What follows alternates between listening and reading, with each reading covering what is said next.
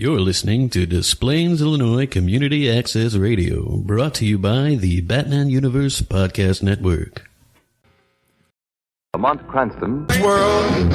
Lamont Cranston. World. Fighting crime. Harvey Dent. Ba-na-na-na-na-na-na-na. Lamont Cranston.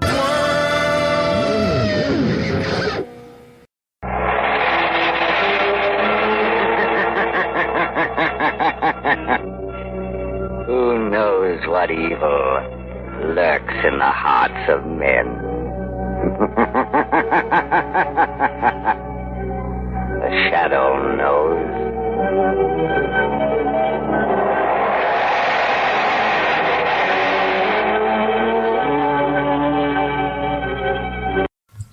Wait, all right, let me try this again.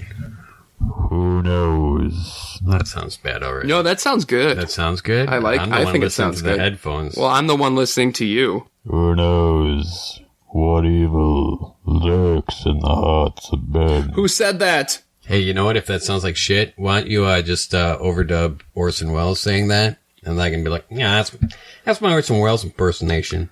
I can do like. But then why would you say that in like a very stereotypical Chicago accent afterwards? It's my Burt Reynolds shadow. Yeah, who knows what evil lurks in the hearts of men over there? Who knows what evil lurks in the hearts of men? Yeah, that's all right. Yeah, that's more like my. That was walking. Yeah. Thanks for coming in, Chris. Yeah. Hey. See you later. Hey, these boots are made for walking. Yeah, well, oh my god. Shadow Tribute Part 2. Yeah, thanks for tuning in. If you haven't listened to Part 1, it's up there, and I would strongly recommend you listen to that first. Something I'm passionate about. I love me some Shadow. Underrated. It's hard. I can't even find a Shadow t-shirt. I make my own. I love a Shadow t-shirt. You gotta make your own sometimes. Good. Yeah. Right, I should make my own. I guess we'll just jump right into this. But in the episode today, we're going to have Batman Shadow crossover review. We're going to do some Shadow fan casting, and then the Michael Uslan interview, which is, I think, going to be really cool for you to listen to. Mm-hmm. Yeah, some interesting stuff he had to say and all that. All right, so you want to talk about that comic, Joe? Sure. Wait. Batman Shadow? Yeah. Yeah. Let's talk about that piece of shit.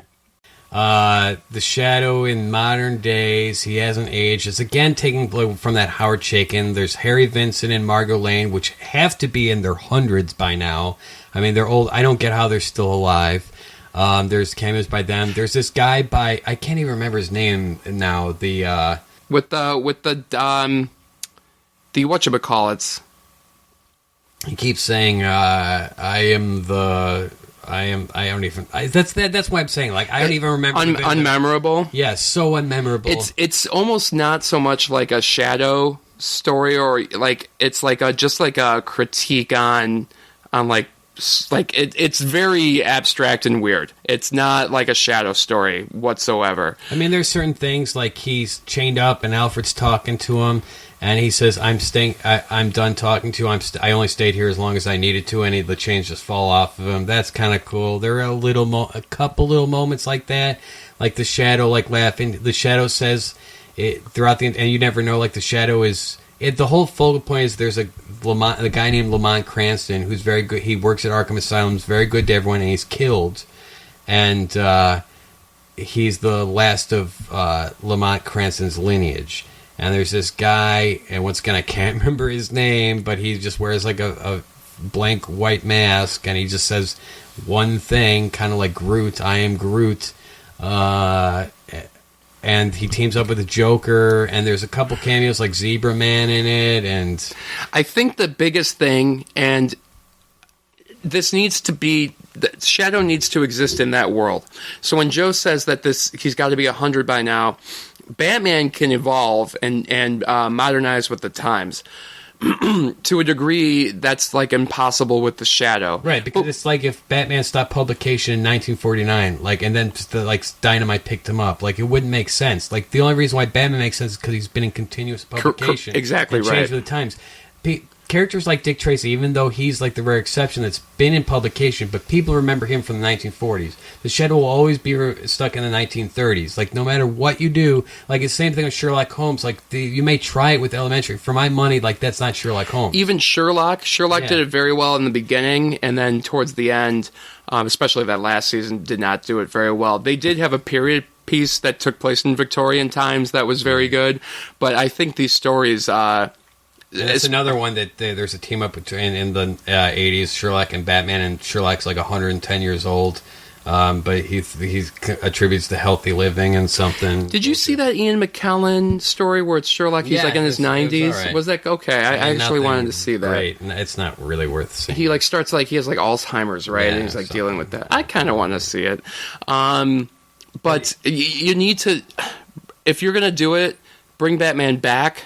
You know, to the third, like having an early Batman, I think would have been a much better story instead of the opposite, which is bringing Shadow to modern times and trying to apply that to today's politics and stuff like that. Did, but I have to pick that up. And it seems to me throughout reading it that Scott Snyder doesn't know the character, read the Howard Chaykin book and maybe a couple of the DC stuff, and just put it together from there. Yeah. It just doesn't seem true to the character. It doesn't seem. I mean, he's got like some of the laughing down. He's got some of the violence. It's. There's certain things Snyder does very well. He does horror. Like, I think that's like his best thing. And Shadow isn't straight up horror. Shadow is like heavy-handed noir, gothic crime, elements, yeah. Gothic elements. But you have to do it right. Matt Wagner does it right. Scott Snyder. I don't even think he does Batman right. So, you know, like... He's hit or miss, yeah. He's very hit or miss with Batman. Like, he respects Batman. He knows Batman. Probably doesn't respect or know the Shadow as well as he should have to be given this book. I remember, like, the outcry with the Shadow fans. Like, he does not... Like, they easily should have had Michael Uslan do this. Michael Uslan knows both characters very well. Fucking A, man. Yeah, if that would have been a great book if Michael Uslan wrote it. So you have a big name like Snyder. You have this crossover with Dynamite in DC. They think they'll put Snyder on there. Everyone will love it. If you go to reviews, they're all glowing. But these people are probably reading it from standpoint of like comics today. You have to understand Shadow.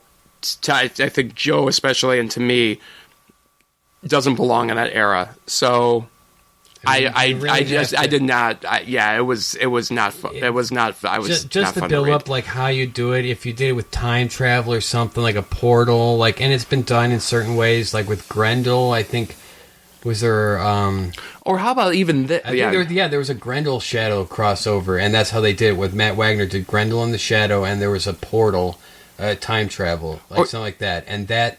Just do something like that. If you're going to go all out crazy. Or even like this, go crazy. Like have this concept where Shadow's in the 30s, Batman's today, Shadow's somehow able to influence Batman's mind somehow and communicate from back then. Batman's on maybe like a cold case or something like that. Because Batman does work in the 40s or the 30s. Shadow does not work in modern times. So you do like first wave and you bring Batman to the 30s or 40s. That works. Shadow in modern times does not work. You know, I think that's the frankly, story. Like I think it's like a 1.5 star book in my opinion. I didn't particularly care for the artwork. I didn't like the story. I didn't like the characters. A lot of good covers though. I guess maybe we should have done that one first. But you know what? I guess I can bring it back in a positive way that we wanted to Joe wanted to bring Shadow on, I did too. And having a crossover was the impetus to go back and discuss the Shadow and talk about the history of a major influence on Batman. Yeah. Now we get into there have been a couple movies here and there. Did you see that one from like the 60s? Like the Lone Avenger or something like that? So, I don't think there's one from the 60s. Oh, the Invisible Avenger. From the late 50s. Like the Shadow Strikes. I've seen a couple of these, like International Crime. Shadow Strikes from 1937, Rod LaRocque. You said these are worse than the Batman serials, right? No, I would not say that. I'd say that they're in the like the Shadow from 1940 is a serial. I wouldn't recommend any of these. I mean, they're very little to do with the Shadow. It's pretty much a guy that wears a bandana around his nose and a fedora and shoots people. He doesn't have any. He's not even like ninja-like. He's not invisible. He's not very little to do with the Shadow of the Pulps, the Radio, or anything. There's the Shadow Returns from 1946. The Invisible Avengers, what you're talking about, from 1958, was a television pilot, which they didn't pass muster, and then they edited into a theatrical feature. I haven't seen that one. There's a couple I haven't seen, but I don't. Even the 94 Shadow movie, I don't know if anyone has not seen that movie. I wouldn't really necessarily recommend it. We talked about it before. Like, I think visually it's stunning. I think you could take screenshots of it and turn it into a comic book that made sense. I think the movie is good up until the introduction of maybe Shiwan Khan. Because anyone that introduces themselves as the last descendant of something, I don't get that. Like, I could be the last descendant of the Wappos. I mean, I just take a vow of celibacy. Like in the Pulps, he's the descendant of Genghis Khan. But even if you break that down further, if you look in the history of Genghis Khan and how much fucking he did, like 33% of the world is a descendant of Genghis Khan. They share his DNA in some form or another. So you gotta kind of like be like, all right, I guess. I mean, even without that, I could. It's just the last part. Like, that's kind of silly. And the fact that he transports himself in a coffin, I don't get why he needed to do that. I mean, there's a couple things that are taken from if I was going to recommend any pulps, I'd recommend the Shiwan Khan pulps. So like in the movie, like Ian McKellen is hypnotized by the llama smoking billboard, like the cigarette smoking billboard. I'd climb a mountain for a llama. Yeah, like it was just walk a mile for a camel, obviously. So in the book, it's a general, and these generals all over the world are hypnotized by Shiwan Khan to releasing warheads, and so countries all over the world are bombing each other, for no reason, and he's trying to start World War II at this time or whatever, by hypnotizing the generals that hold the codes to the armaments. That's a fantastic plot point. In the movie, it turns it into that he's got a beryllium sphere that he gives away the plot by tipping the Shadow for the bourbon he drank by breaking into his sanctuary, and the Shadow analyzes the metal of the coin he used and find out it's a fictional metal, or previously thought fictional metal, called beryllium. Oh yeah, beryllium. Which would start an atomic bomb. I mean, that is one convoluted plot point. Do you really need this story, though? Like, for the Shadow? Like, I think keeping it more low-key... That's what I'm saying. If they just took the plot from the pulp, it's a lot cooler. They're just hypnotizing people, and they got the warheads, and if he's hypnotizing them to press the button and to release all these warheads on each other. I mean... So, some positive things, though, about this, I would say, are the set design, especially that bridge scene. Yeah, like I said, like if you can take photos of it, I would hang them on my wall. You take stills of certain parts of Alec Baldwin in that costume, looks spot fucking on. But the problem is that Furba, the knife, has more screen time than he does in that costume, and that's what the problem is with having so much star power, is that they want to always show his face. It's kind of like, Robert Downey Jr. in Iron Man, or Tobey Maguire. Some reason for his mask to always be off. Right. The score is very good, but it's very... The action sequence, I think, are pretty good for the 90s. I enjoy them. Yeah, the special effects for a 94 film aren't bad. I mean, so, I don't know. It's a loosely recommend if you've never seen it. If you've seen it, you've made up your mind, or, I wouldn't recommend seeing it again unless you somewhat enjoyed it. Yeah, it's like not as bad as like Batman Forever, Batman and Robin. And so before and since, there have been many attempts to get this another Shadow or a previous Shadow movie off the ground. Sam Raimi is the most notable one.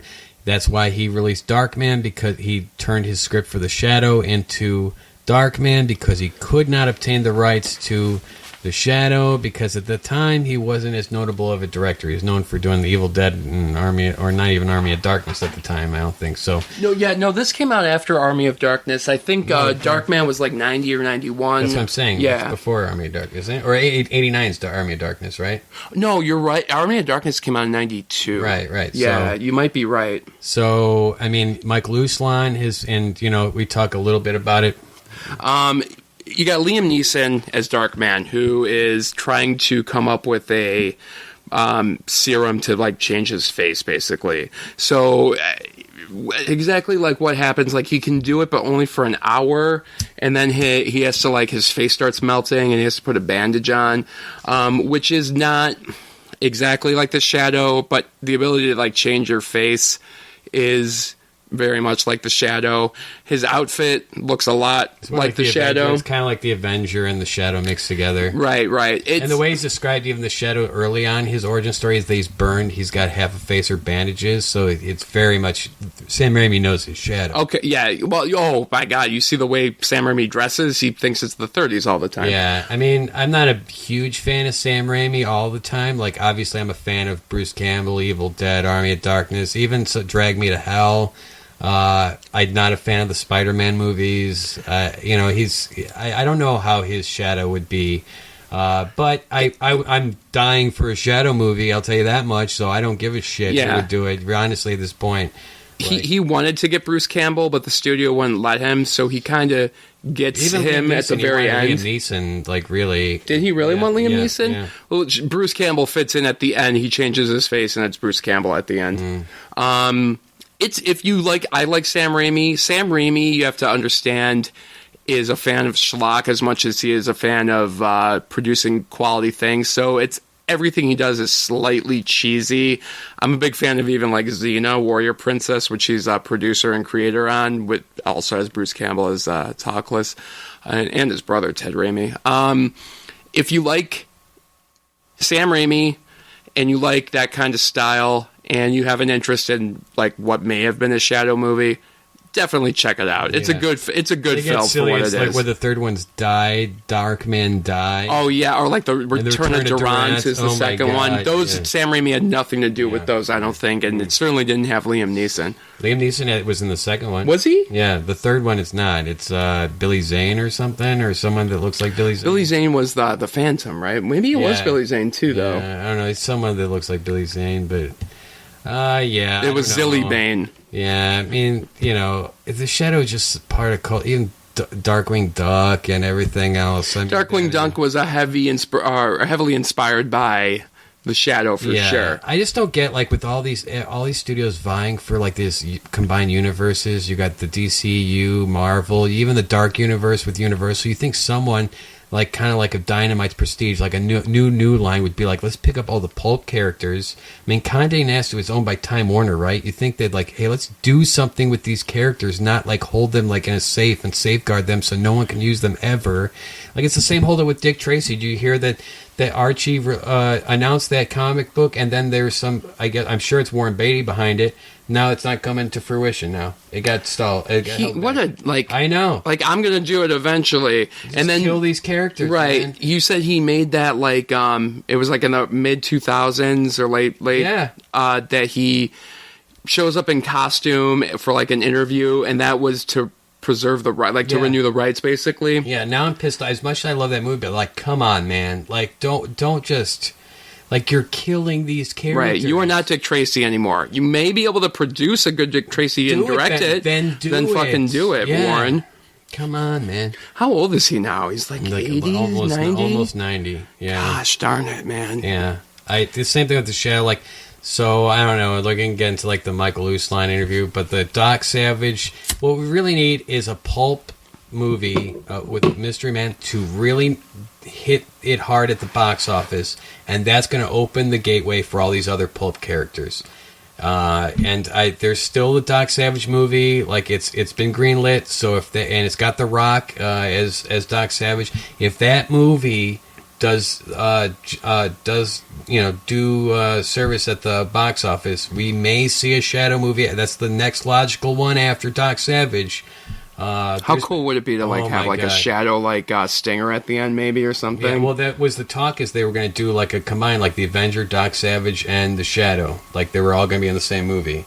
There's also rumors that there would be like everyone's the Shadow, like all these different people, the Shadows over times. There's some kind of script about that. Would you? Well, I would say that having a combined universe is better than nothing. I would love a combined universe. You would with like all that these more than different just like a solo I Shadow. just think like 1930s, but like I mean, that'd be fucking great. I think the idea of a Shadow like series like on AMC that's I'll M-rated take would be anything great. at this point. Even a cock. Yeah, even a cock. The weed of crime bears bitter fruit. Crime does not pay. The Shadow knows.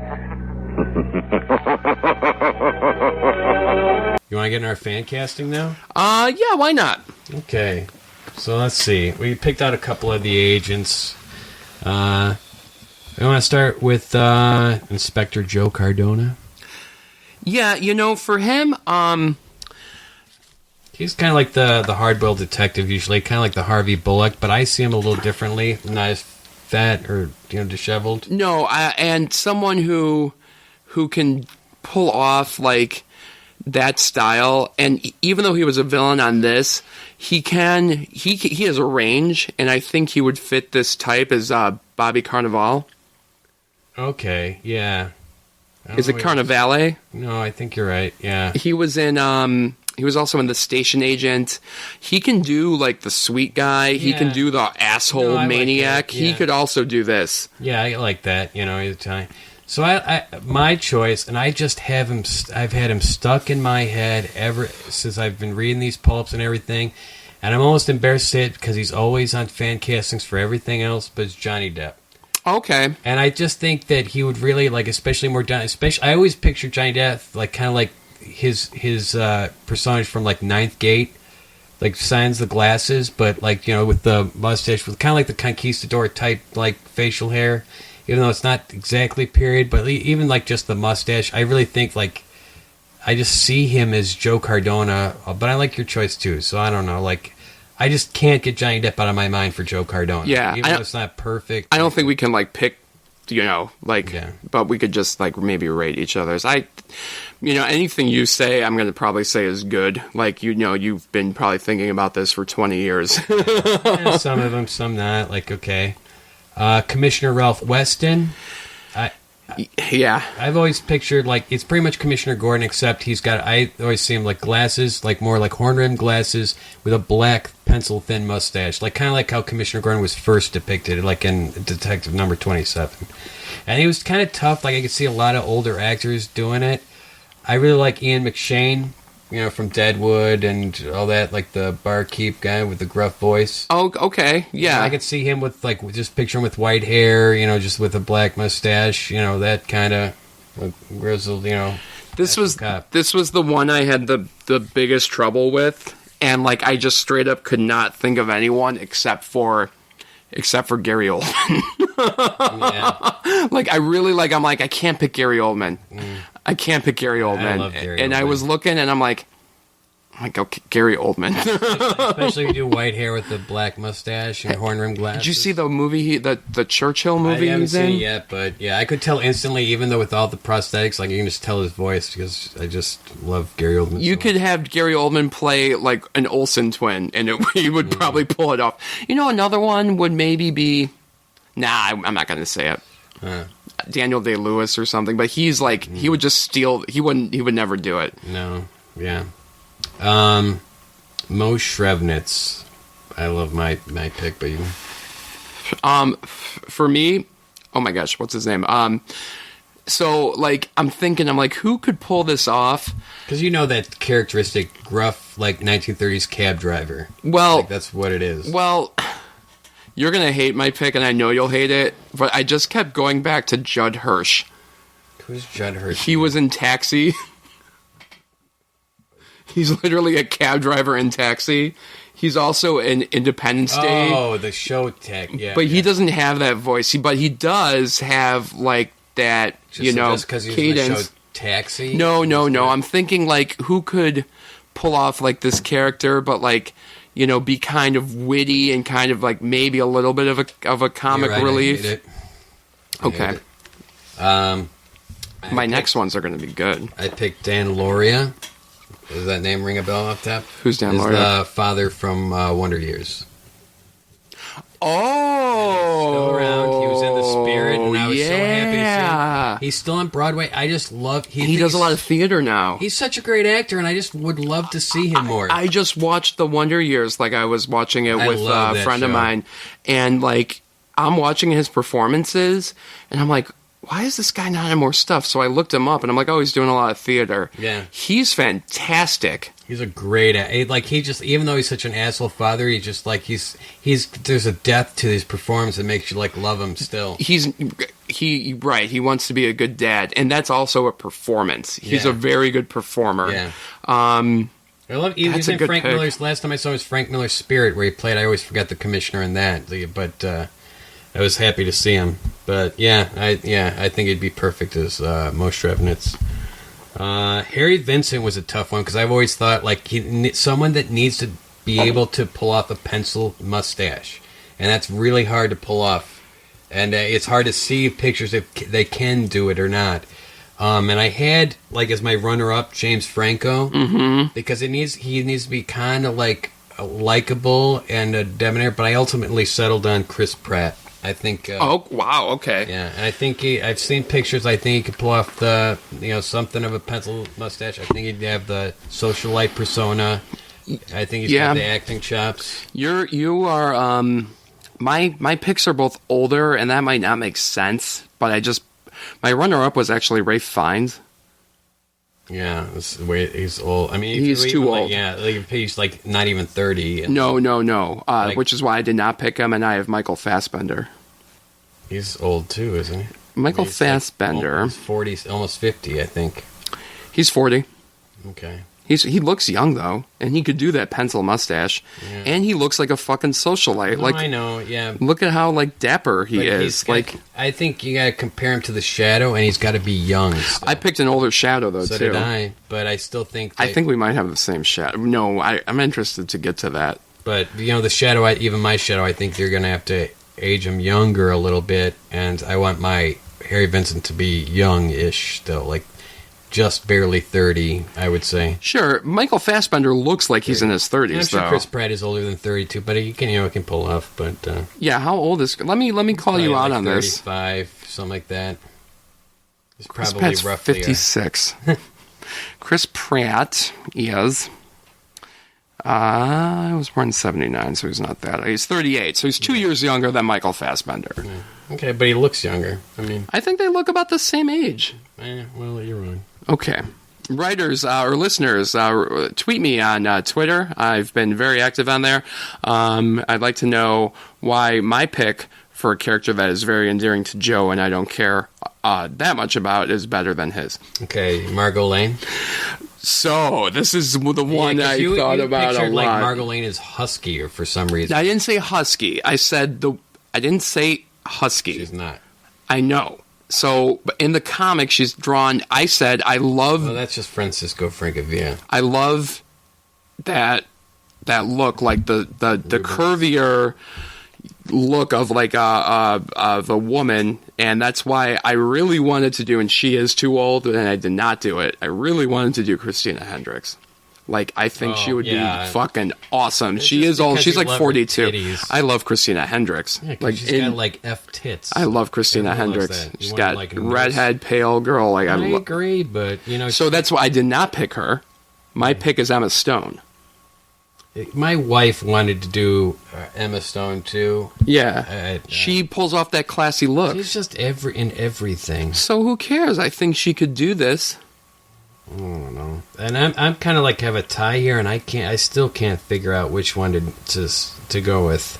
Cause I don't know, because I'm very familiar with the 30s look, that vibe, Myrna Loy type stuff, and I really think I'm going to stick with my my runner-up was Felicity Jones. Oh my God! Mm-hmm. Fantastic really from Rogue cute. One. Yeah, she's really beautiful. Cute. Yeah, But I think that who embodies the 1930s look better is Emilia Clarke. She's best known as the Dragon Queen from Game of Thrones. She's not the best actress. She doesn't need to be. She can handle Margot Lane. She does fine in Game of Thrones, and I think that's more acting qualifications than you need from Margot Lane. She's actually going to be. You pick two people from Star Wars films. She's going to be in the new Han Solo film. I think she can really pull off the 1930s aesthetic very well. And she's gorgeous. I'm not disputing that. Yeah, and I think she's got fine acting chops. I like my pick better.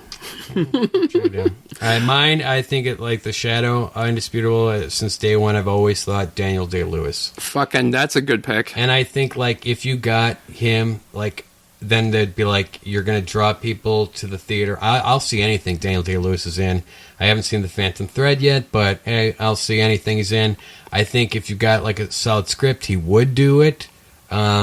And I just think he's perfect. And even though he's a little older right now, Hollywood magic. You make him look younger. My actor's older too, which is I think okay. But I think what you need the nose. You can do that with prosthesis.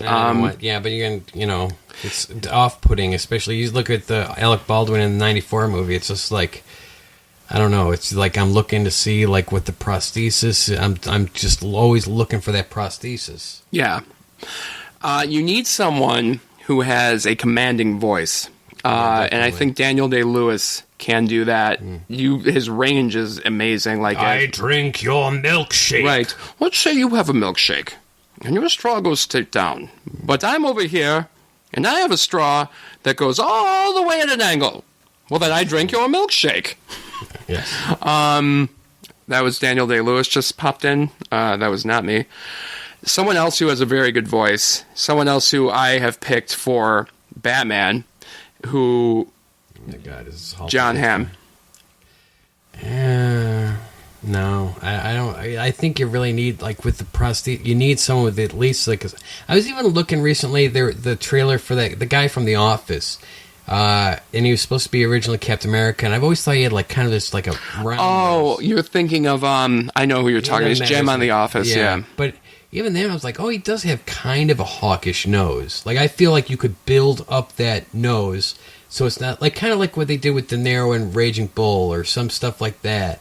But if you have to have the foundation, otherwise, or like even Andy, like, there's been other actors that have pulled off slight prosthetics. But if you really change an actor too much, like even the Joker, Jack Nicholson Joker, they added something to his nose to make it longer. But if you do too much, then you're just really taking the attention away. Every frame I'm looking at his nose and just trying to look at how they did the prosthesis. And if you don't have it, then he's just not the Shadow. Like, it's just a defining characteristic of it, the hawk nose. So it just won't look right with the scar. It's just a very aesthetic quality. So I think it's hard to pick someone that could do. I've heard Adrian Brody a bunch of times. Adrian Brody I was thinking of too. He just annoys me. You don't like Adrian Brody? I don't. But hold on, let me ask you this. I like some Predators okay, but I just don't. He's great in every Wes Anderson. Did you ever see The Pianist? I even thought Adam Driver, if they could just pin his ears back. Well, maybe they will hide them under the hat. Yeah. Adam Driver's another good pick too. He would just like his ears would be flopping under that slouch hat. Adrian Brody actually is I think He's got the voice. He can do the voice. So if a movie came out with either John Hamm, Adrian Brody, or Daniel Day-Lewis, or even Adam Driver, you would go see it right away, of course, right? Yeah. I'm going to bitch about it. I like Adrian Brody. Now I'm switching to Adrian Brody. I like Daniel Day-Lewis better. Who would you pick to direct? Man, that's a very good question. Top director. Let me think real quick. Who can do that period? Like, I don't think Sam Raimi's right. I think it needs to be done somewhat. Yeah, that noir style. Who can do this? Who would be your pick? I'm going to think of something. My top pick, I think, David Fincher. And he brings in Trent Reznor to do the soundtrack. Man. But I think there's plenty of directors that could handle it very well. Like, I think maybe, I don't know. Coen Brothers, but they'd have to write it too. Coen Brothers. You know who I would pick, actually? Is his name is Noah Hawley, and he did the Fargo series. Yeah. I think he would be perfect. Okay. I think he would be perfect. Ladies and gentlemen, before the curtain goes up on the Shadow's latest exciting adventure, let me say this. I know that every one of you who owns a car is looking for a tire that will give you the greatest protection against skids and blowouts. And you'd like to get that tire without paying a price premium, wouldn't you? Well, I'm going to tell you about a new kind of tire that will stop you quicker, safer on wet, slippery roads than you've ever stopped before. This amazing tire is the new Goodrich, spelled Goodrich. Goodrich Safety Silvertown with the Lifesaver tread. All right. So next up, about a week back, I had the privilege of talking to Michael Uslan. And I don't know, like, some of these things are kind of difficult. It's my own fault because, like, it's a lot of work interviewing someone. As much as I'm, like, excited about it. You put together a lot of questions. Well, and you did it very well, I would say. Logistically wise, it's like, okay, then the recording equipment, and it's not like when someone's like, it's not like Michael Uslan, like, hey, come over to my basement while I'm in my bathrobe and we'll sit down and talk. Like, so he's like, he's in New York or New Jersey and I'm here in my bathrobe, and chugging shots of espresso, right, because of the time difference. I look at, I figured out some recording equipment for the phone. So I think it sounds, what you'd expect from a phone interview. It sounds pretty good, Yeah, everyone's listened to AM radio. It's good, but AM. It's definitely going to sound a little bit different than us in a studio. But then it's, we all have our full-time jobs, and then, like, I don't want to go in there half-assed, half-cocked, as much as I'm familiar with Michael Uslan's, work, and then, I don't want to, in case he throws a curveball at me, because that's the other thing, too. A lot of people think, like, the person asking the questions, they're more susceptible to throwing the curveball, but if he cites some work he did, I better know what the hell he's talking about. Like, I don't want to, and I, as much as I've read all of his work, I literally have, but it may not be fresh in my mind. I see what you're saying, like, from that, but, you did a great interview, and I would say, folks, if you have any interest in the Shadow or just listening to what Michael Uslan has to say, I would talk to him for hours. I'm glad that you were able to. So we were, like, I probably messaged him back and forth for over a year, like, or around a year. And there's no, like, he's always been very respectful, very responsive.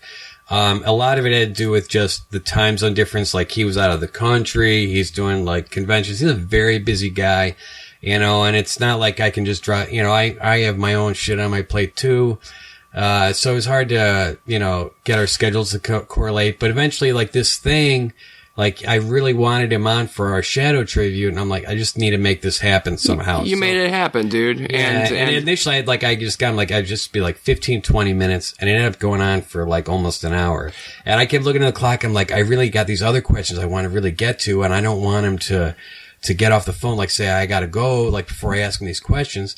But at the end, I feel like, I probably could have talked to him I could have talked to him for another couple hours. It seemed like he could have talked for longer too, but I don't want to be presumptive and, throw it out there at Michael. Joe had a really good experience speaking with you, and if you would like to continue doing that, we'd love to have you back on.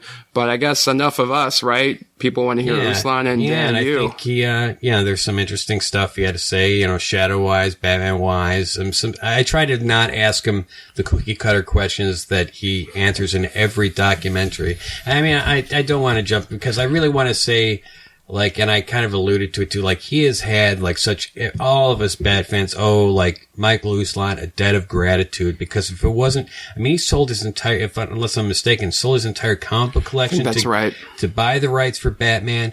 I've tirelessly promoted it for 10 years, just trying to sell it to make a dark Batman movie, and eventually got it done, and pretty much changed the scope of comic book movies to what we know them as today, changed Batman forever, and made him like just such a pop culture icon, like he never was. He even had a second resurgence of Batmania just due to this man.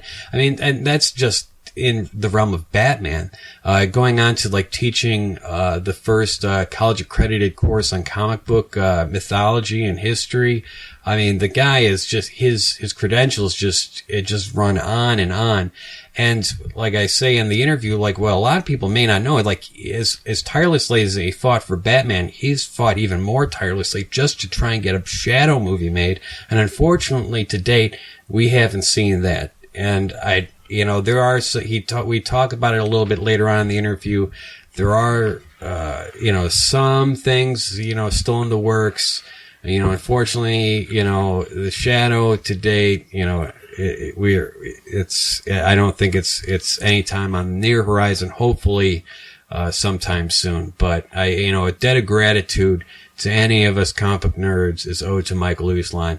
I really feel like if he was ever down on his luck and like completely broke, every comic book should owe him like at least $10 or something. Oh yeah, $20. there's that fund actually for out of work artists. Right, yeah. Hold on, that will never happen to Michael Uslan. No, I'm just saying, like, yeah, right. Like if he were in that situation, that's how much we should respect him and take care of one of the greatest I think it men. should be like, I want to crowdfund a Shadow movie. Like, you guys owe me. Everyone give me $20. Like, you would have $5 billion. It's not a bad idea, actually, like a Kickstarter or something like that. But I think that the interview will speak for itself, and I guess we hope that you enjoy it. Yes.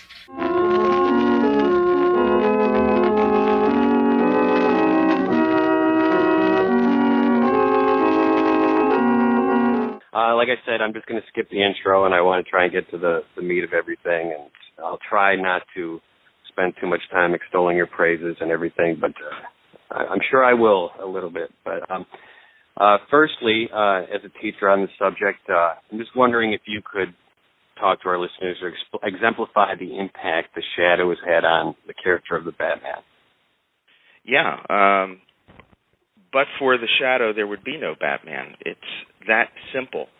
When I was first started out in comic book fandom in the days when it first was organizing, there was an interesting thing that appeared in Jim Steranko's first volume of his History of Comics. Mm-hmm. And that was a quote from Bill Finger that the first Batman story was inspired by, I forget exactly the words he used, by the Shadow. And everybody just took him at that, because it just made perfect sense that the Shadow was this dark, mysterious character, and you could see how he influenced the creation of Batman, especially in 1939. What we didn't know was just to the extent that Bill was talking.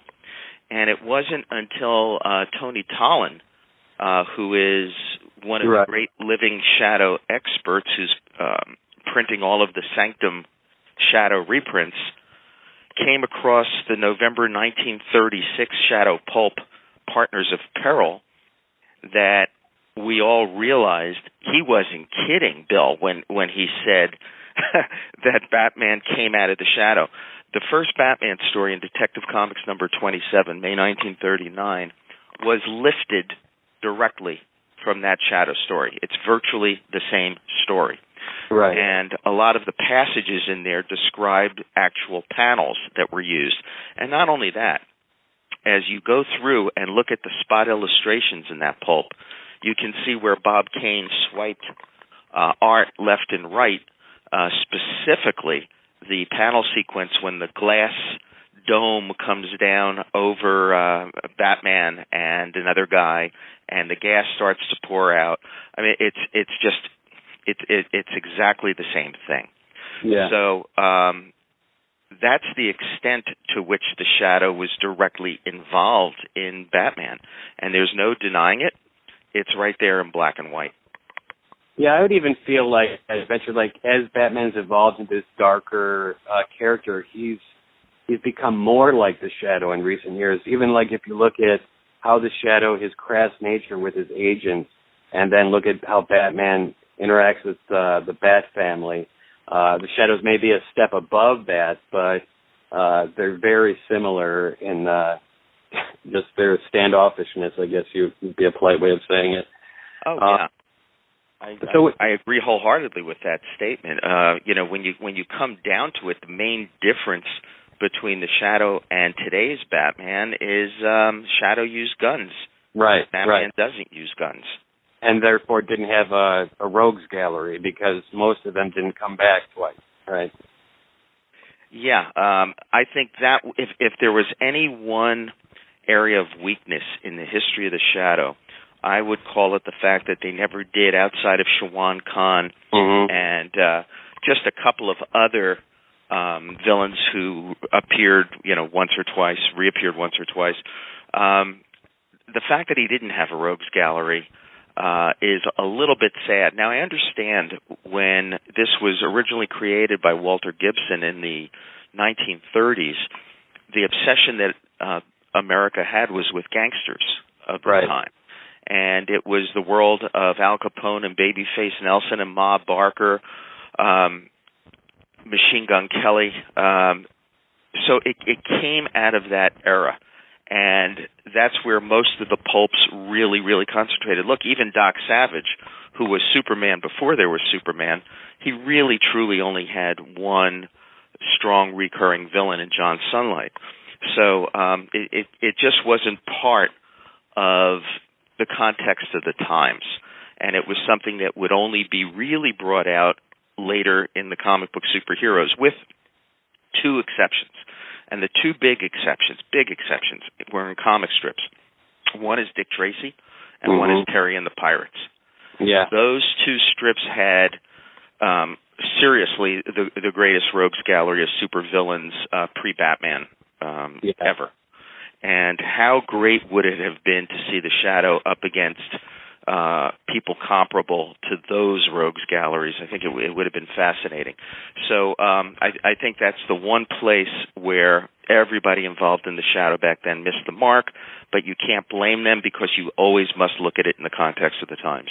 Right. Like it's almost as though if you look at it like if Batman was stuck in the 1940s, like how would he be? He would be stuck with this, like a period piece, kind of like Dick Tracy, even though he's continued on and on. But when you think of Dick Tracy, you think 1940s because that was his greatest period, I think, pretty much undebatably. But I guess some might debate that. But in the Shadow too, because he wasn't published throughout, from 1930 on to today, so he's stuck in this time period.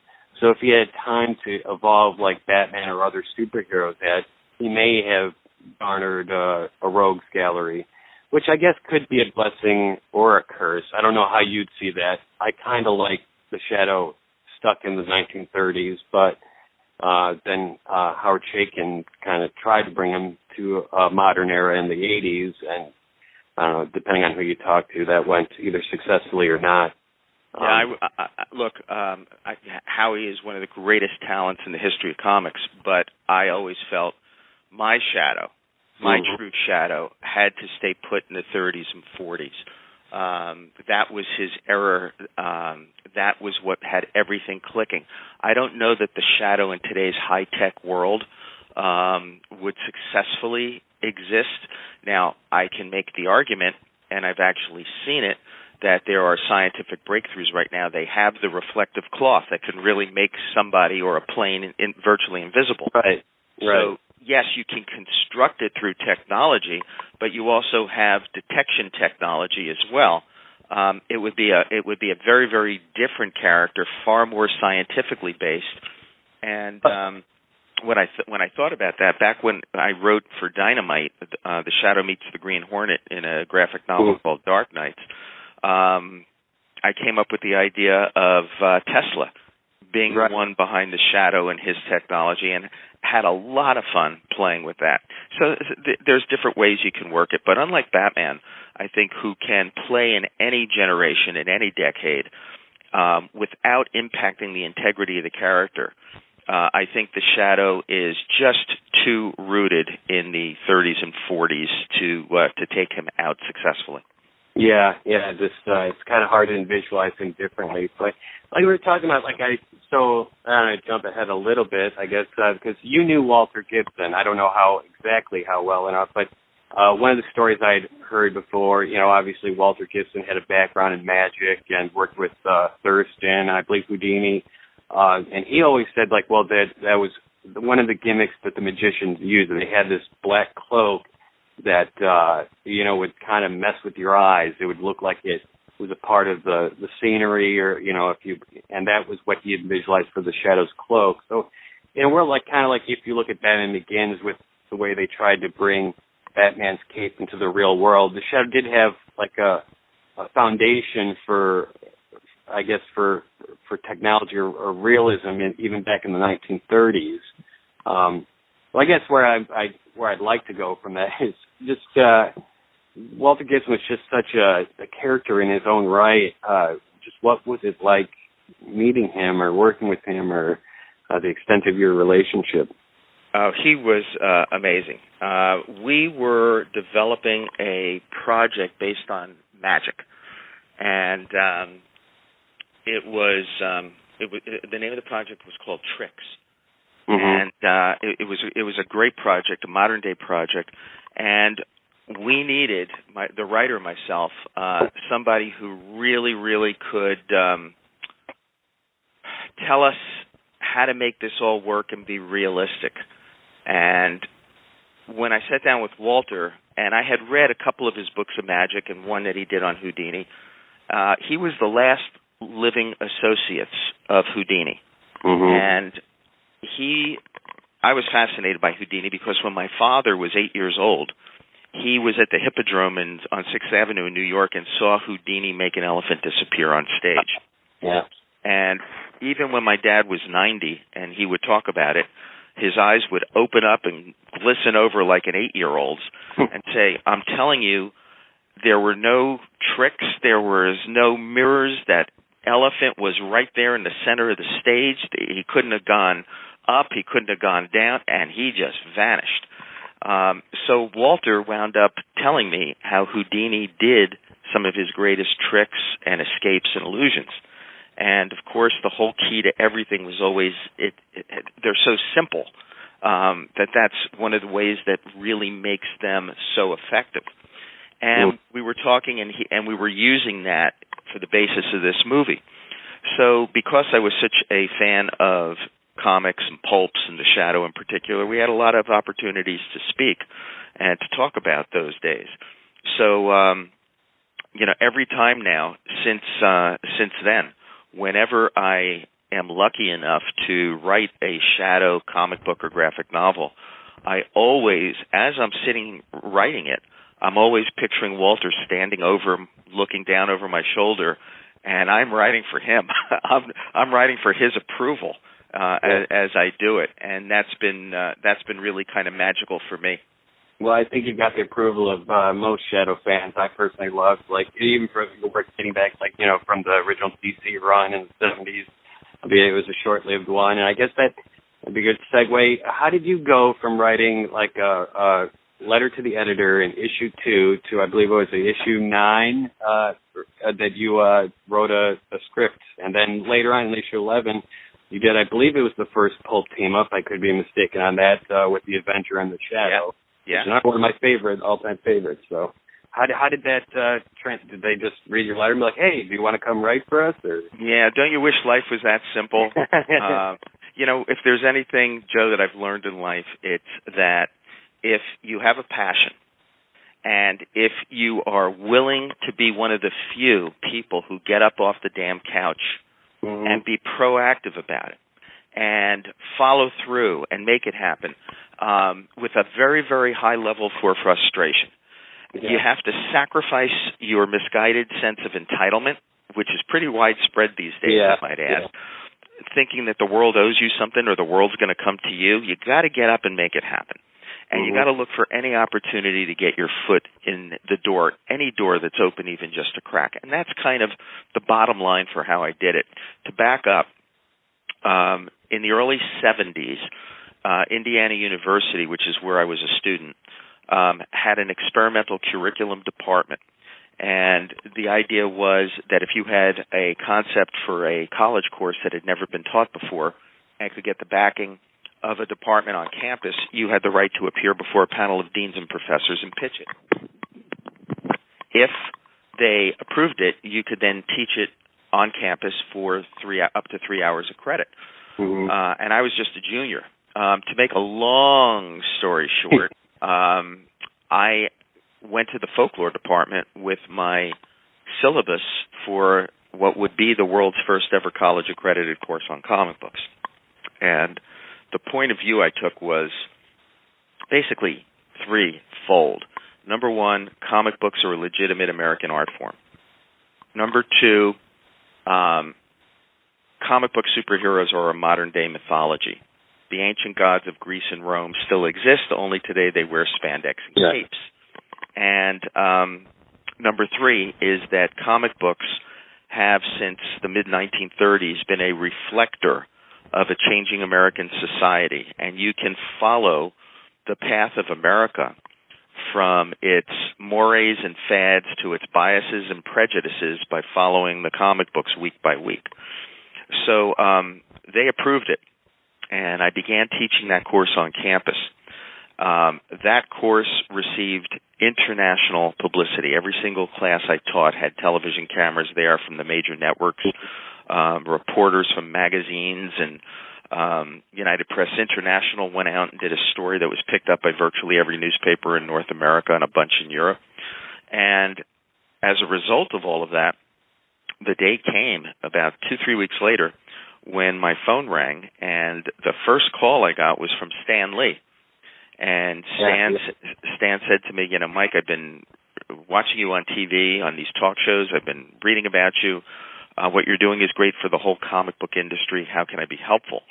But a couple hours later, I got a call from Saul Harrison, vice president of DC Comics, who pretty much said the same thing. And he said that he and Carmine Infantino, at that time the president of DC, would like to fly me to New York from Indiana and talk to me about ways we might be able to work together because they thought I was an innovative young man. Mm-hmm. They flew me out, offered me a job at DC. I started working there summers. I started around 71 or 72, and then they put me on retainer when I went back to college. So I'm at DC Comics, and sorry for the long backup, but I think it's important to get the background of this story. So I'm at DC Comics that summer, and that particular summer, and it's getting close to 6 p.m., and I got to make a train back to New Jersey. And I hear screaming and yelling coming from Denny O'Neill's office down the hall. Denny at that time was the editor of The Shadow. Mm-hmm. And I said, geez, are you all right? And he goes, no, I'm not all right. Carmine had canceled the Shadow comic book. Oh. And then some late sales figures came in on the most recent issue, and there was a spike in it. So all of a sudden, he uncanceled the Shadow comic book. And as a result, Denny said, I now have a Shadow script that's due tomorrow.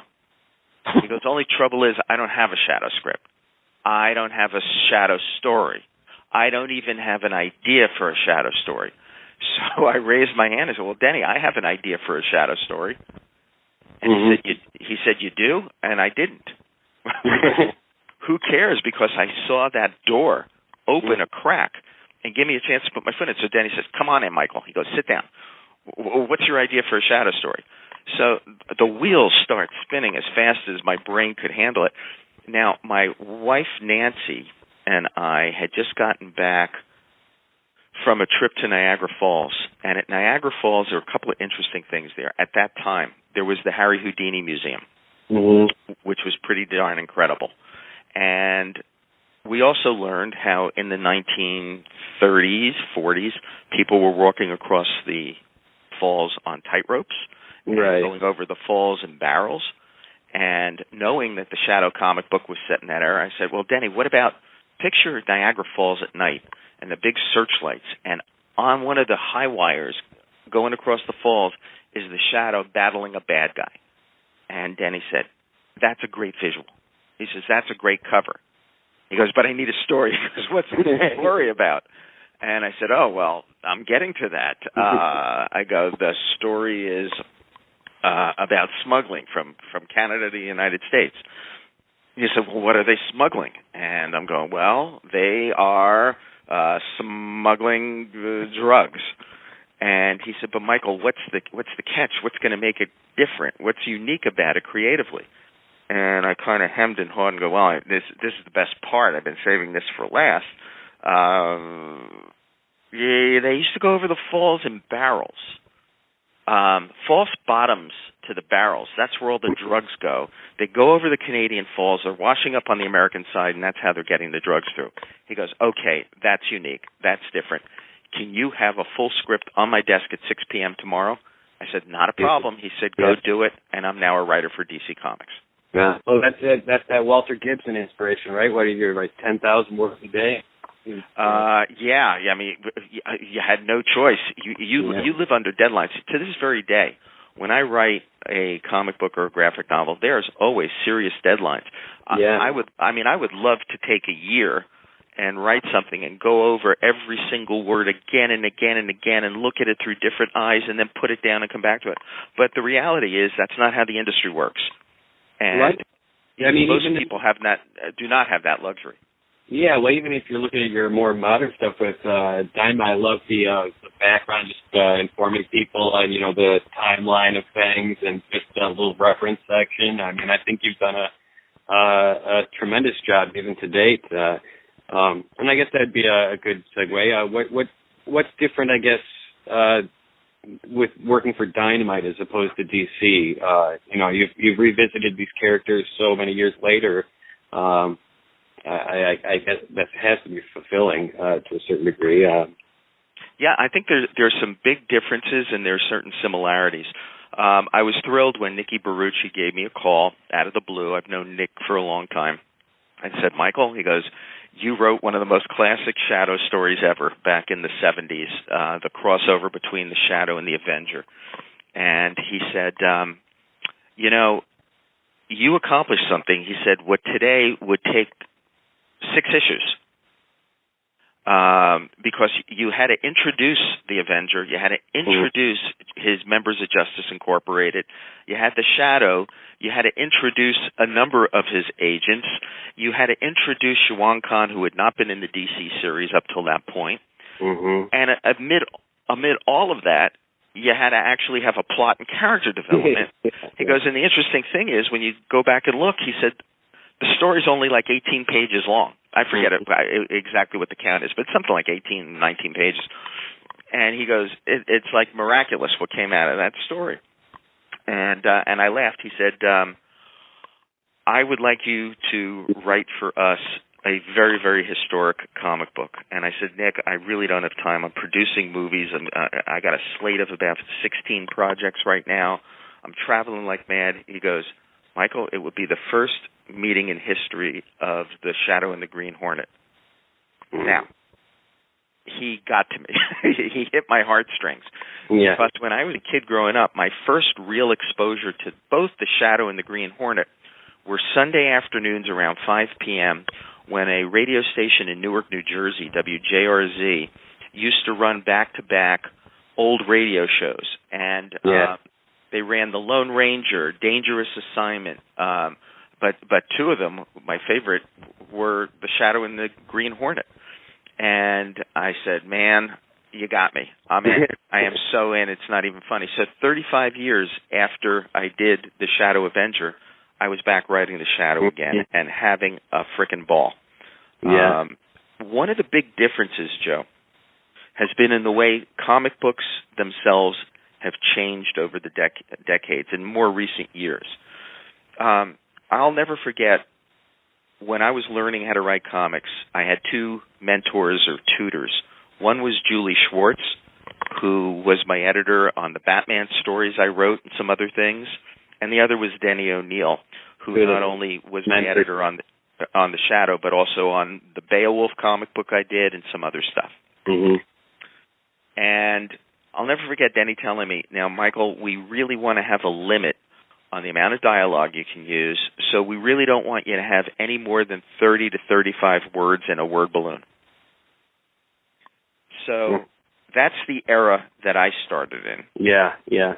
And today, probably the average comic book has about 20 words on a page. Right.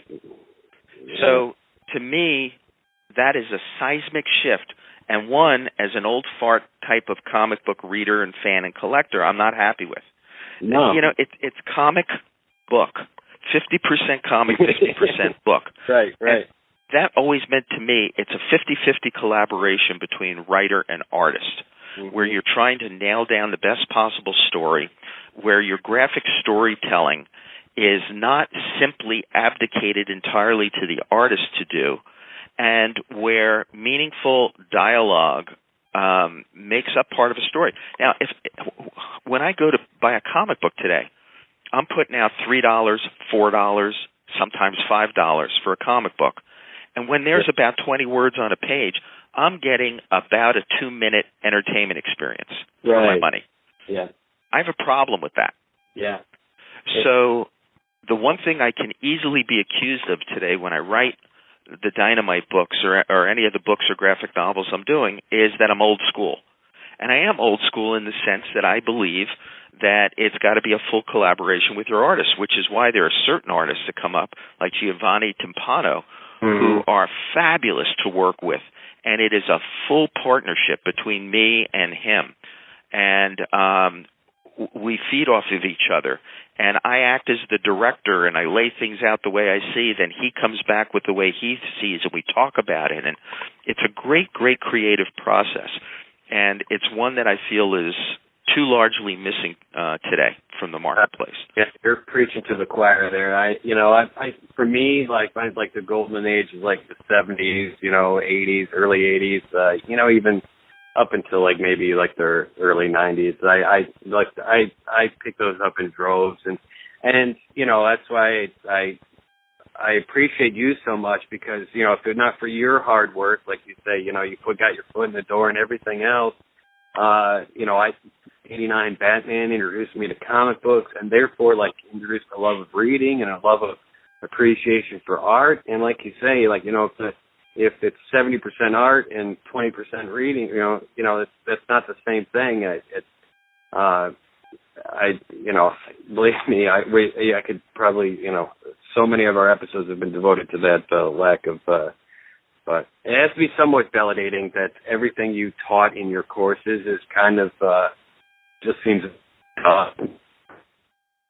Well, it's been a great ride, and I appreciate what you say very, very much, and I thank you for that.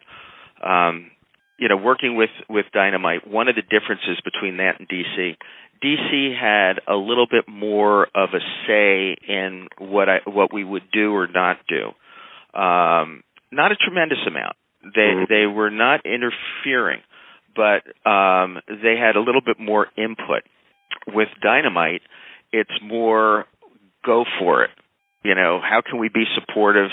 Do what you need to do. Here's the deadlines we're working on. Do these work for you? And it's just kind of an open door, and then you're left to do what you do. So that's been a bit different. The other thing is probably back in the 70s when I was writing the Shadow and Batman and Beowulf and mystery comics and war comics and all kinds of stuff over at DC, and also had one of the greatest comic book writing experiences of my life. You talk about tutors and mentors. I was the first writer of The Question, post Steve Ditko. Yeah. And I was fortunate enough to be able to work with the legendary Alex Toth on that. And Toth taught me more about graphic storytelling in that experience than I think I ever learned in toto elsewhere. And I was very proud because Alex became quite the curmudgeon in his later years. He didn't have a lot of good to say about too much, but in his little postcards that he wrote about his life's experiences, when it came time to discuss The Question, he talked about it being a good script, and that made me feel absolutely wonderful. Well, another seminal work. If we can talk a little bit, and I know, so maybe some of our listeners don't realize that, with all your work that you put into trying to get Batman to the big screen, you've done the same thing with the Shadow. Can you discuss that a little bit? Like, I know there was efforts with Sony Pictures and Sam Raimi, and, forgive me if there's anything, I don't know logistics of what you can and cannot talk about, but, I'd love to hear anything you could possibly talk about, because it's something I've been dying to see for so many years. Yeah, I can talk somewhat about that. This was one of the projects that I couldn't have been more passionate about. I acquired the rights at the same time to The Shadow and Doc Savage. Doc Savage is still in development at Sony, and we have Shane Black, who is on board to write and direct, and you've probably read some reports about The Rock. Yeah. I think great choice. One of the great things, and that's all I want to say about it, is that Shane Black has probably read every Doc Savage paperback. You're talking about somebody who's a real, true fan. Right. True fan. Great to hear, and he's a great writer and director, too. Like, even going back to, I forget what is that, Robert Downey, not Iron Man 3, but there was one, Long Kiss Goodnight or something. Kiss Kiss Bang Bang? Kiss Kiss Bang Bang, that's what, I love that movie, but yeah. It's a great movie. Yeah. Great movie. So very, very pleased about that. And The Shadow was the other one.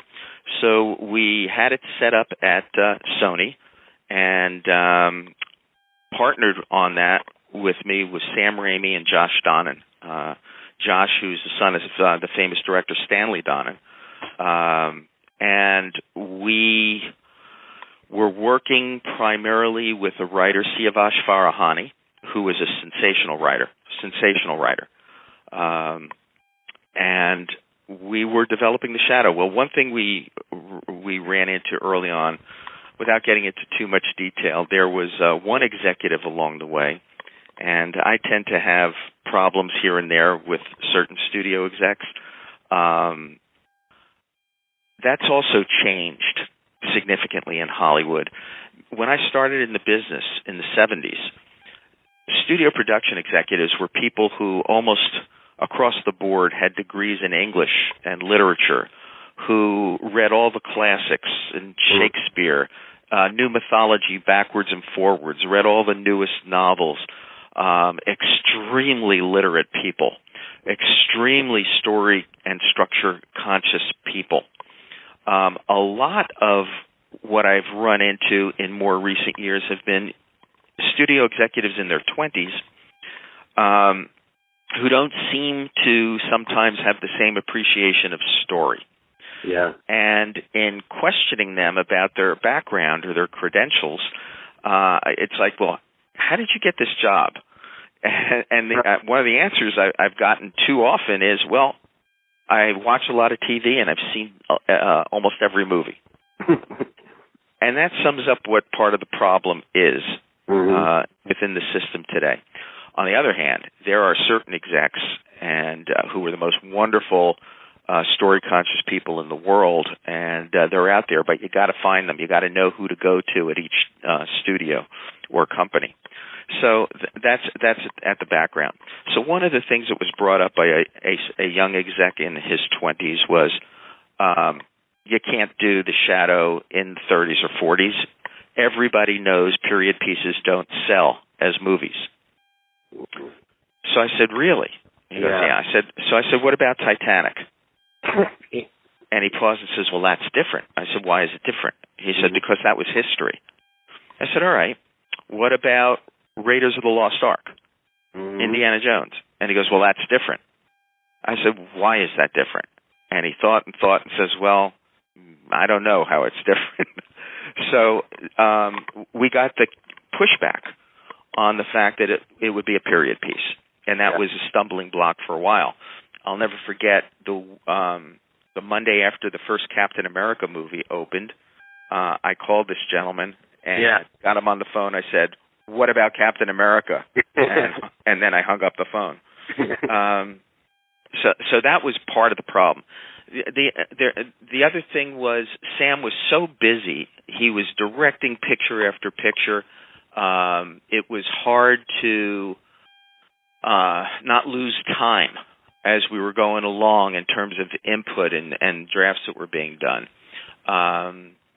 Sam is amazing. He's great. A true Shadow fan, a true comic book fan. I'll never forget the first time I met Sam. He said to me, the meeting kind of went like this. He goes, Uslan. He goes, that's a very unusual name. I said, yeah, I know it is. He goes, any relation to a Dr. Paul Uslan, who's an optometrist in Ann Arbor, Michigan? I said, well, that's my brother. I go, where do you come to my brother? And he says, well, when I was growing up outside Ann Arbor, my mom used to take us to Dr. Uslan for our glasses. I go, oh, my God. I called my brother on my cell phone from the meeting. I said, Paul, does the name Sam Raimi ring a bell? He goes, oh, sure. He goes, I took care of his whole family. He goes, how is that kid? I said, the kid's pretty good. So Sam said to me as we were talking about The Shadow, I said, well, what do you want to do? I said, do you see it as more the pulp or more the comic book or more a hybrid? And he started to talk about a number of things that he loved about The Shadow. And he starts talking about a couple of things. I go, wait a minute. And I go into my briefcase and I pull out Shadow 11 and Shadow 9 from the 70s DC Comics run that I wrote. I go, Sam, you talk about stuff, this page, and that's here? He goes, yeah. I go, do you know I wrote this? He goes, yeah, I know. He goes, do you know we've met before? And now I'm like embarrassed. I go, we met before? I go, you got to help me here. He goes, do you remember in 1972 you appeared at Indianapolis Comic-Con? I said, I remember it well. It was the first Comic-Con I ever appeared at as a pro. And The Shadow, like number 9 or 11 had just come out. He goes, I saw you were appearing there, and my folks drove me down to Indianapolis for that con, and I was there in the room listening to you talk. And afterwards I came up to you, and you talked to me for like 20 minutes and signed my books. And it was like, so why don't we just do this together? You produce it, I'll direct it. I mean, that's how this whole thing started. Yeah. There was real magic there. And just, I'm sorry, to interrupt, but this is, as far as the timeline is concerned, is this after he put out Darkman, or is this... Sure. Yeah, okay. The reason he put out Darkman was he could not get the rights to The Shadow. Right. He wasn't a big enough name at that time, and they wouldn't do it. So he did The Shadow his own way as Darkman. So now was his opportunity to do it. And one of the big problems we had, and now the memories are coming back like a machine gun bullet, was the fact that The Shadow did not have a rogues gallery. And if we were going with a big budget Shadow movie, we needed some firepower on the villain side. So of course everybody thinks, all right, Shawang Khan. Right. And because everybody thought Shawang Khan, we thought, well, what can we do beside that? That's what the expectation would be. There's got to be a better way to go. There's got to be a different way to go. And ultimately, we focused on Benedict Stark. And that Voodoo was... Master? Say again? Voodoo Master, or who's Benedict Stark? Yeah, Benedict Stark. It was Prince of Evil. And, okay. He was just a really interesting character. Yeah. And the first draft of the script was really good, but again, we ran into static at the studio level about period piece. Look, if I had my choice, and of course commercially they would never let me do it, I'd do a Shadow movie or TV series in black and white. Oh yeah, I mean, it just screams noir. I don't know, I always to say because Walter Gibson's such a phenomenal character, that if he was, and they did it kind of with Year One, but if they just, you remember the movie Shadow of the Vampire about the F.W. Murnau Nosferatu movie? I did not see that. Well, it's kind of like a fictionalized if Nosferatu was an actual vampire. So if you just imagine that with Walter Gibson and an actual Shadow, because that's kind of how he portrayed them. He always said this novel started off with this is an actual telling as told to Maxwell Grant by the Shadow. So if it was, but sorry, I couldn't help myself. But yeah, continue. No, that's absolutely fine. So if I was going to do The Shadow at this minute, I mean, to me, the perfect way I would want to do it would be as like a 10-hour Netflix, Amazon, Hulu type of series in black and white. If Sam was not available, out of history, I would have Orson Welles direct it. Mm-hmm.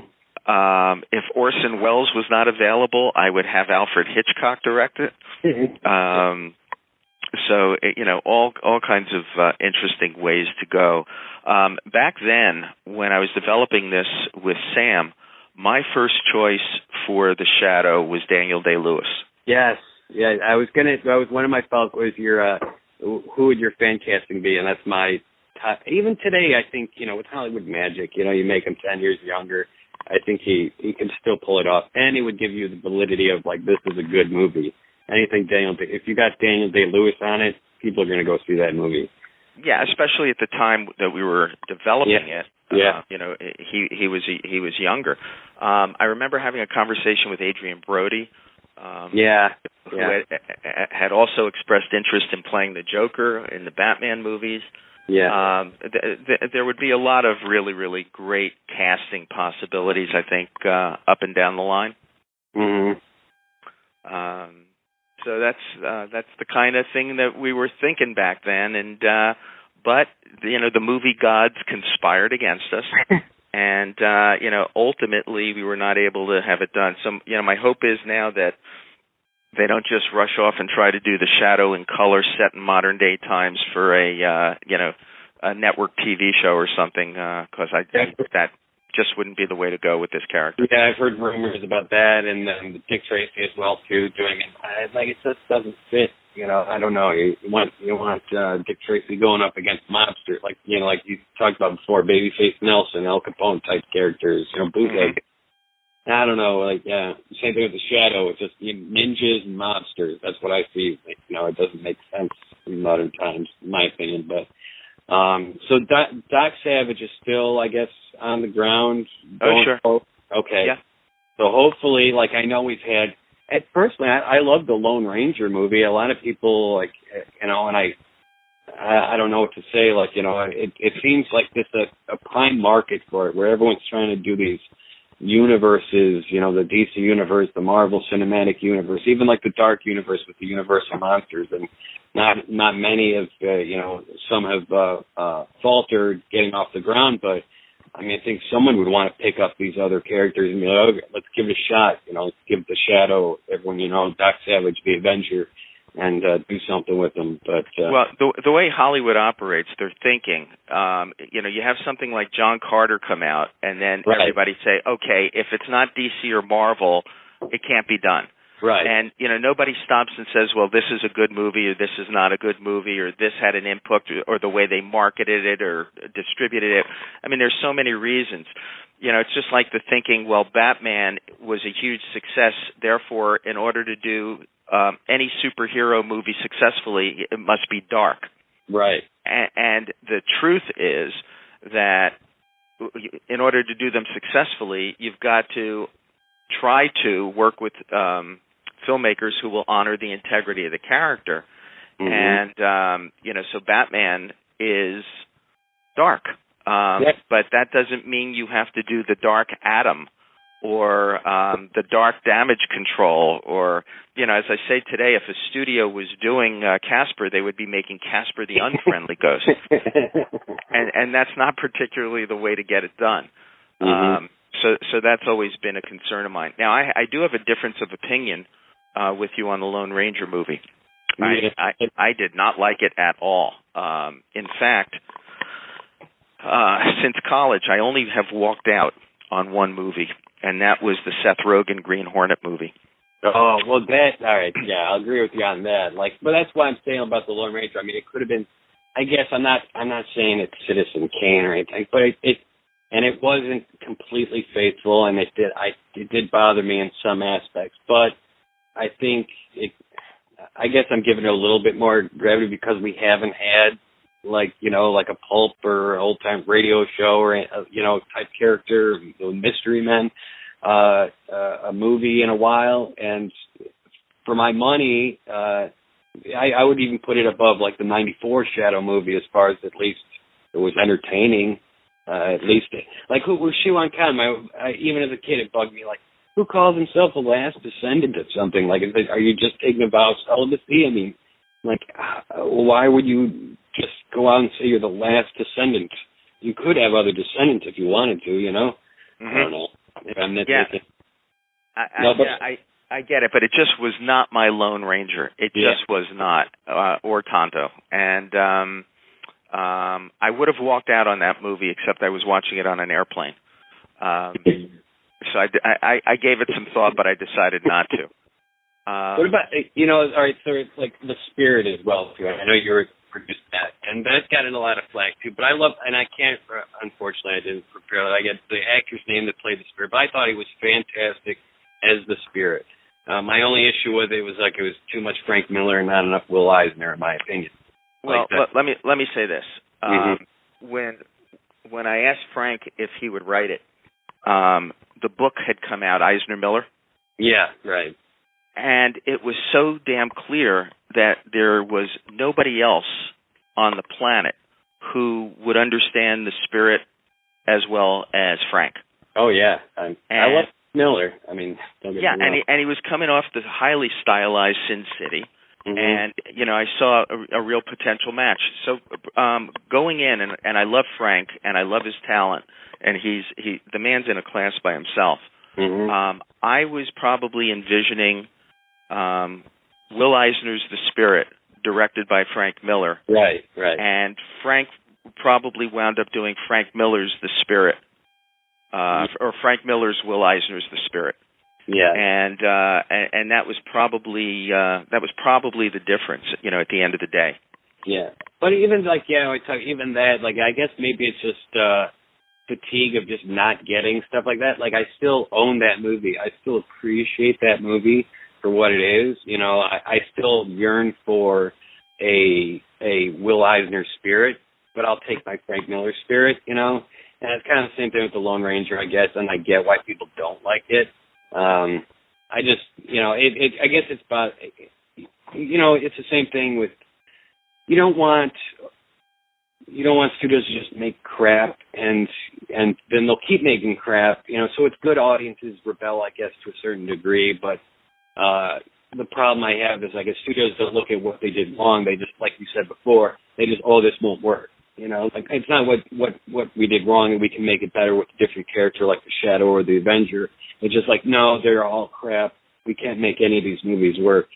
And I guess that's why still even take even the '94 Shadow movie. As bad as it is, it introduced me to the Shadow. It was good enough that I was like, who is this guy? And I started reading or listening to the radio programs, and at the time Dark Horse had some comics out, and I picked them all up, and I realized, this is a lot cooler than even the movie was. And then, obviously went and, purchased all, your work in the 70s, DC and on, and now I have, outside the Archie Shadows, which are complete garbage, I have a pretty comprehensive collection, even though the pulps, and, it's great that they're reprinting those. So as crappy as a movie, I guess what I'm saying is even if it's a bad movie, it still introduces someone to a character, and it's better than nothing, I guess, in my opinion.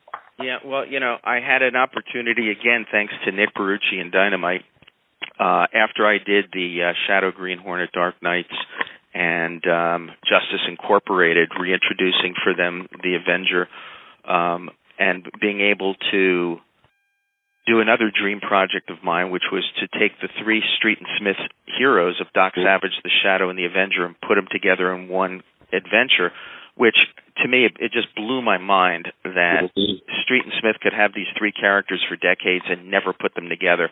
I mean, can you imagine in the history of DC Comics if they never, ever teamed up Superman, Wonder Woman, and Batman, or if Marvel had never done the All-Winners Squad? And it's just crazy thinking, but it turned out, Nick came to me, he says, okay, I've lined up the rights. Do you want to do it?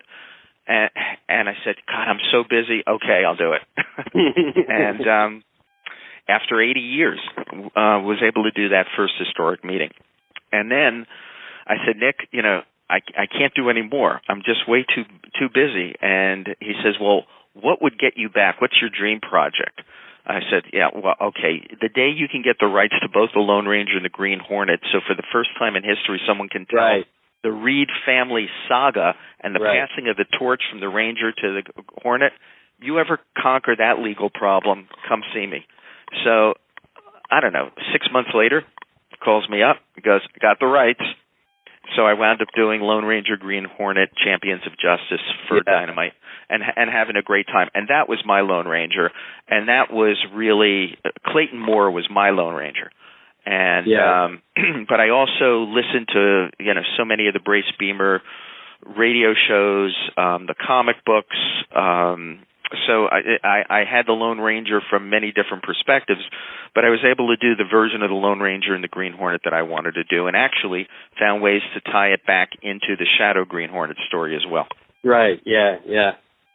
Man, I think I'm very envious of that. But, like I said, it's all the hard work and everything. Like you say, you put your foot in the door, and you got to do all these passion projects, and as a result, introduce a lot of people to these characters, I'm sure, and just please a lot of longtime fans as well. And I don't want to appreciate that. Yeah, I know we've run over like what I initially said, 15 minutes, but I've had so much fun talking to you. I really just appreciate it. And like I said, like I wouldn't be here like if without all your hard work. Like it had such a domino effect on my life. So like you say, like if that's the best, if someone out there heeds your advice and says, put your foot in the door, work hard, get off the couch. I think it more than just impacting your life, it impacts a lot of people's lives. So, like I said, I'll bookend it with stroking your ego. So in case you're ever down, I'll send you the episode. So, yeah. Joe, I really do appreciate that on so many different levels. It kind of validates my journey. My journey has not been easy. What I thought when Ben Melniker and I bought the rights to Batman back in 1979, I thought it was going to potentially define my career. I did not expect it to potentially define my life. Yeah. I describe myself over the decades as Batman's Batman. Because of my passion, because I'm a fanboy and a comic book collector and a comic book reader since I was 3, these things mean a lot to me. I was lucky enough to grow up outside New York City and spend my years from about age 12 to 18 going into the city and interviewing the editors and publishers and creators. I went to their homes in New Jersey and New York and Long Island and interviewed them. And these were most of the creators of the great comic books and characters from the 30s through the 60s. And I attended the first comic book convention ever held on the planet Earth, and everyone thereafter. I think I'm up to something like my 53rd or 54th annual Comic-Con at this point. So to not come from the corporate side and to not just be a suit or an executive in Hollywood doing this, but to be somebody who does it out of love and passion, and to go through the trials and tribulations when you learn the hardest possible way that no matter how good your intentions are, there are so many cooks involved, and the people or companies with the money always have final say. And, you run up against people with different ideas, different focal points, some who are only interested in Happy Meals and toys and merchandising, in which the tail wags the dog, to creative people who are governed more by what can they show in a movie being blown up and what special effects can they show off rather than story, and character development. These are the things that you encounter over a lifetime, and you're always trying to do whatever you can. And sometimes you're limited in terms of what you can, but always I set out to try to be Batman's Batman, his defender, his protector. For 10 years I held on to those Batman rights and would not let anyone come near it or touch it that wanted to just redo the old TV show and bring back the Pows, the Zaps, the Whams. I wanted to show the world the dark and serious Batman, the way Bill Finger and Bob Kane created him in 1939 as that creature of the night. and that became my mission in life. And to this day, I remain Batman's biggest cheerleader, whether on the side of comics and video games, animation, feature films, and that's been really, really great. Very few of us in life get to take our passion and turn it into our work, and it makes all the difference in the world when you're working 18-hour days, 20-hour days, when your Saturdays or Sundays become no different than your Tuesdays and Wednesdays in terms of the workload. Right. Because if you didn't do it from a point of passion, I would probably today be sitting in a dark room in a very, very tight white jacket.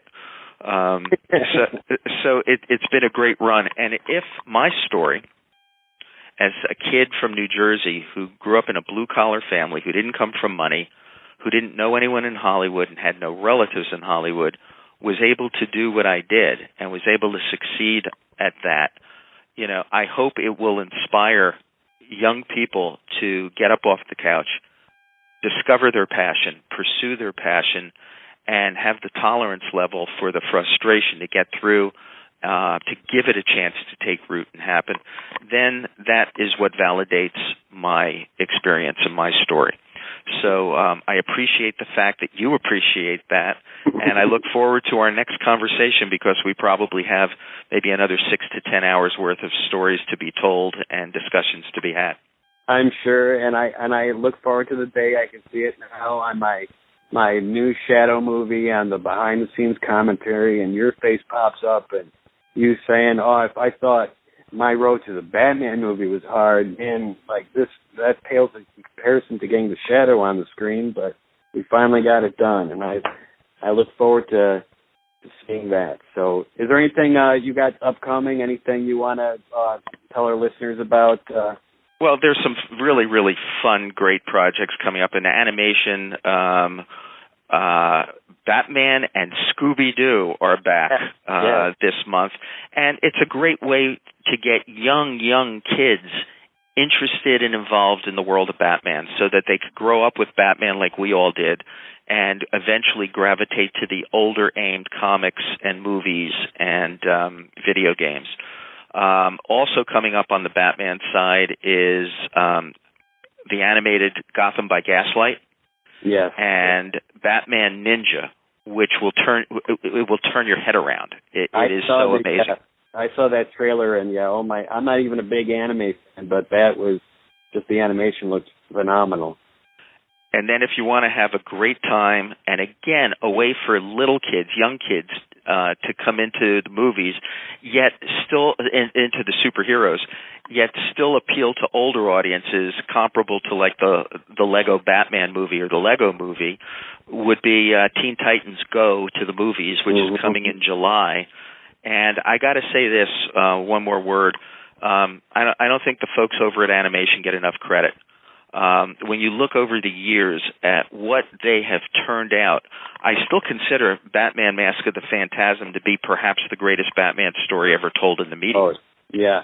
And I just want to tip my hat to all of those people who are brilliant, from Bruce Timm, Eric Radomski, Paul Dini, Alan Burnett, my dear friend Mike Carlin, Sam Register, who's the head of at the animation division at Warner Brothers, Andrea Romano, the queen of animation, people like Kevin Conroy and Mark Hamill.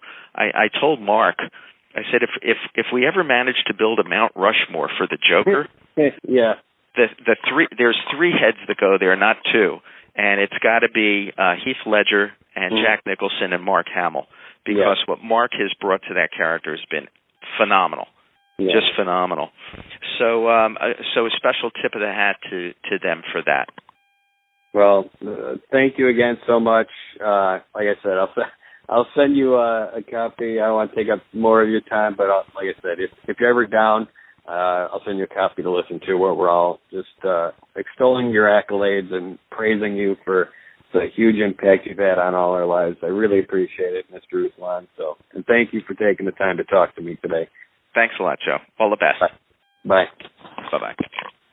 Well, Joe, well done with that. And again, thank you to Michael for for coming on and speaking with Joe. Yeah, that was fantastic. Yeah, like I said, I had a great time. Maybe we're just patting ourselves on our backs right now. Well, I should really be just grabbing your balls. Yeah.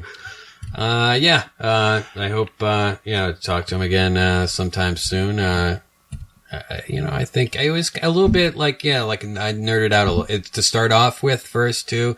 Like there was a little bit of technical difficulties. I'm like, fuck it. I even went through so much to make sure there were none, and of course there were still some before. There's always going to be something like that, and I think that it doesn't. Right? It's okay. But it also part it's just nerding out it's Michael fucking Uslan, there's an array of topics to speak with some people, and it's really awesome when you have, two different people who know so much about a topic and can speak to that depth and length on something with authority. Yeah, that's why I kind of rambled on a little bit with him, but it seems that his areas of expertise or interest kind of correlate with mine, like the Shadow. He even did was it Silent Night, Unholy Night or something, which was the Batman and silent film. And I'm obviously a silent film aficionado. So there's so many things that he's done that I just I don't even know it's him that did it. And I'm like, oh, I love this. Who did it? Michael fucking Uslan again. I love it. So, there are a little bit of nerdy jitters in the beginning, but I had don't worry about it. That was, again, thank you for coming on. The content speaks for itself, and the way of speaking and the way it was conducted. We hope you enjoyed it. I hope you enjoy our show too. Yeah, I was just my goal in that was to not sound like Chris Farley. Remember the song?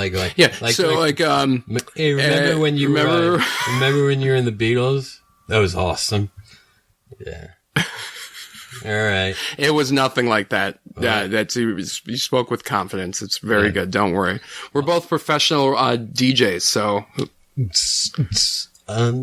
you gotta give yourself a little more credit. With Jimmy Terses, Jimmy's jargon. Which, by the way, inbound on the Kennedy, going about 30 minutes. If you are on Lakeshore Drive, look out for an accident. Roads congested in the left lane. We're gonna go back to the studio with sports. We'll just edit all that out, Jimmy. That wraps up our Shadow tribute. I had a good time. That was great. That was long. I guess maybe awaited by you at least, me too. And I hope that that kind of gave you a drive to check out some Shadow stuff, because you really should. There's a lot of good stuff there. Subscribe to our podcast, like us. Give us a review, and if you don't, I'll be there. Yeah, in every room, if this as is inevitable as your guilty conscience. The Shadow knows. Twitter, as you sow evil, Twitter, so shall you reap evil. Bruce Wayne World. Who knows? Check out the evil other lurks in the hearts of Batman Universe podcast. Shadow knows. There's many podcasts to choose from. Also, hey, I wanted to say, if you've never listened, which I know Joe and I both have, Orson Welles, the Frozen Peas commercial. Oh my God. You need to do that immediately. Can you, no, fuck that. Can you just put it on here? Put that in there. No, actually, you're about to listen to it, because that's going to be our sign off. Right now. Oh my God. That's great. Okay. Thanks for listening. Message us at Facebook at Bruce Wayne's World, Twitter Bruce Wayne World. Yeah, at Bruce Wayne World, because that's only it was the full amount of characters you could use for the handle. Batinfo at BatInfo@BruceWaynesWorld.net. I don't know, it's long. Just message me on Facebook. It's just an email address. Yeah, I don't know. And we. You ever notice the alphabet has too many letters? I cut it down to maybe 18. That's a lot of spelling. Do we really need Z? No, you don't. You could just call them zebras. Epsilon S. Yeah. That's the new Z. Let's actually let's get rid of some letters like Q, Z, Epsilon K, R, X. and let's make up some new letters. All right. We'll just continue this discussion off air. Our new alphabet. Thanks for listening, and watch out for the shadows. I was being tickled.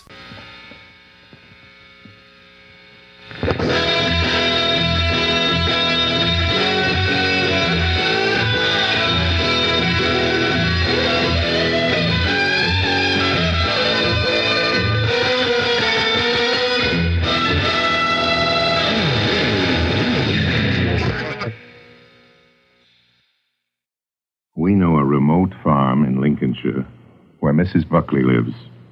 Every July, peas grow there. Do you really mean that? Yeah, so in other words, I'd start half a second late. Don't you think you really want to say July over the snow? Isn't that the fun of it?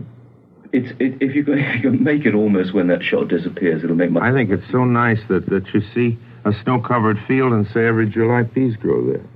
We know a remote farm in Lincolnshire where Mrs. Buckley lives. Every July, peas grow there. We aren't even in the fields, you see. Yeah, we aren't. We're talking about them growing, and she's picked them. Yeah. What? In July. I don't understand you, then. What must be over for July? When we get out of that snowy field. When I was out, we were onto a can of peas, a big dish of peas when I said in July. Oh, I'm sorry. Yes, always. In July. I'm always past that. You are? Yes. Well, that's about where I say in July. Could you emphasize a bit in July? Why? That doesn't make any sense. Sorry. There's no known way of saying an English sentence in which you begin a sentence with in and emphasize it. Get me a jury and show me how you can say in July, and I'll go down on you. That's just idiotic, if you'll forgive me by saying so. That's just stupid. In July. I'd love to know how you emphasize in and in July. Impossible. Meaningless. I think all they were thinking about was that they didn't want to... He isn't thinking. Wilson, can we just do one last... Yeah? And it was my fault. I said in July. If you can leave every July... You didn't say it. He said it. It's every July. Your friend. Every July? So after the show... No, you don't really mean every July. It is. But that's bad copy. It's in July. Of course it's every July. Too much directing around here. Norway. Fish fingers, Findus, Norway. We know a certain fjord in Norway, near where the cod gather in great shoals. There, Jan Stangeland. Shit. A fraction more on that shoals thing, because you rolled it around very nicely. Yeah, roll it around and I have no more time. I know. You don't know what I'm up against. Because it's full of things that are only correct because they're grammatical, but they're tough on the ear. You see, this is a very wearying one. It's unpleasant to read. Unrewarding.